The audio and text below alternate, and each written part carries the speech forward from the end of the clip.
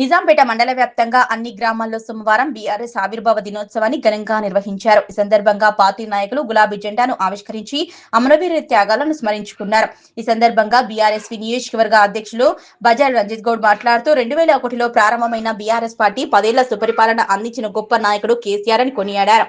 ఆయన నాయకత్వంలో కేసీఆర్ తోనే రాష్ట్రం ప్రగతి సాధించిందని, కాంగ్రెస్ రేవంత్ రెడ్డి ప్రభుత్వం రాష్ట్రానికి చేసింది ఏమీ లేదని, దోచుకోవడం దాచుకోవడమే పనిగా పెట్టుకున్నారని విమర్శించారు. తెలంగాణ రాష్ట్రం మరింత అభివృద్ధి జరగాలంటే మళ్లీ బీఆర్ఎస్ ప్రభుత్వం అధికారంలోకి రావటం ఖాయమని, తెలంగాణ ప్రజలు మళ్లీ సార్ కేసీఆర్ రావాలని ముక్తకంఠంతో కోరుతున్నారని ధీమా వ్యక్తం చేశారు. బీఆర్ఎస్ పార్టీ ఆవిర్భావ దినోత్సవం అంగరంగ వైభవంగా నిర్వహించడం జరిగింది. అందులో భాగంగా నిజాంపేట మండల కేంద్రంలో కూడా బీఆర్ఎస్ పార్టీ జెండా ఆవిష్కరించి ప్రజలందరం కూడా బీఆర్ఎస్ పార్టీ సైనికులందరం కూడా సంబరాలు చేసుకోవడం జరిగింది.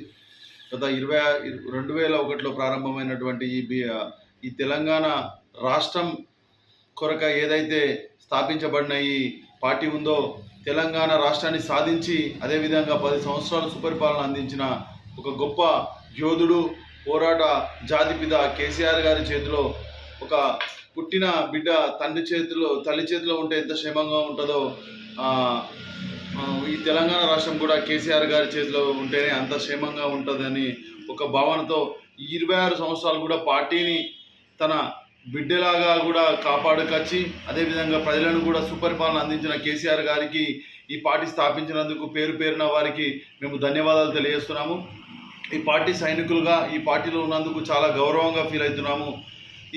ఏదైతే ఉద్యమ పోరాట పందా ఉందో ఈ 2 సంవత్సరాలు కొనసాగించి కాంగ్రెస్ ప్రభుత్వాన్ని గద్దె దింపి మళ్ళీ కేసీఆర్ గారిని ముఖ్యమంత్రిగా చేసుకుంటామని యావత్ తెలంగాణ ప్రజలు కోరుకుంటున్నారు. ప్రజలలో పోతే మాకు చెప్తా ఉన్నారు. అదేవిధంగా రేవంత్ రెడ్డి గారు ఒక పెద్ద పర్వతం లాంటి కేసీఆర్ను ఒక ముంగట ఒక చిన్న నుల్కరాయి అంటే రేవంత్ రెడ్డి గారు ఆయన ఏదైతే నుల్కరాయి ఉన్నాడో అద్దంలో చూసుకొని తాను గొప్ప ఒక పర్వతం లాగా ఫీల్ అవుతున్నాడు. తాన ముందున్న అద్దము ఎప్పుడైతే పోతుందో ఆయన నులుకురాయే అనే విధంగా పబ్లిక్ కూడా మొత్తం తెలిసిపోతుంది. సీఎం పదవి ఉన్నంత కాలమే నీ ఆటలు, సీఎం పదవి పోతే నీ పని డొల్లా.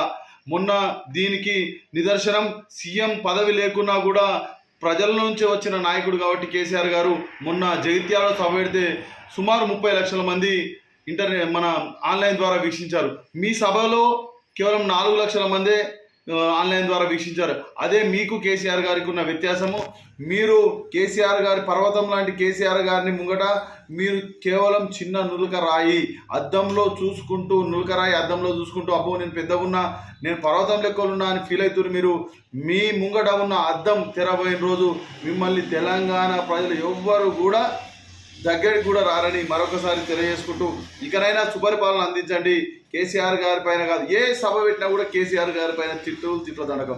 ప్రజలకు ఏం చేస్తావో చెప్పు, 420 గ్యారంటీలు ఏం చేస్తావో చెప్పు తప్ప నువ్వు ఏదో ప్రతిపక్షాలను విమర్శించే ఆ ఉద్దేశం మీద పోతే నిన్ను ప్రజలు ఎవరు కూడా నమ్మరని మరొకసారి రేవంత్ రెడ్డి గారికి హెచ్చరిస్తూ మరొకసారి తెలంగాణ రాష్ట్ర ప్రజలందరికీ కూడా బీఆర్ఎస్ పార్టీ ఆవిర్భావ దినోత్సవ శుభాకాంక్షలు. జై తెలంగాణ, జై కేసీఆర్.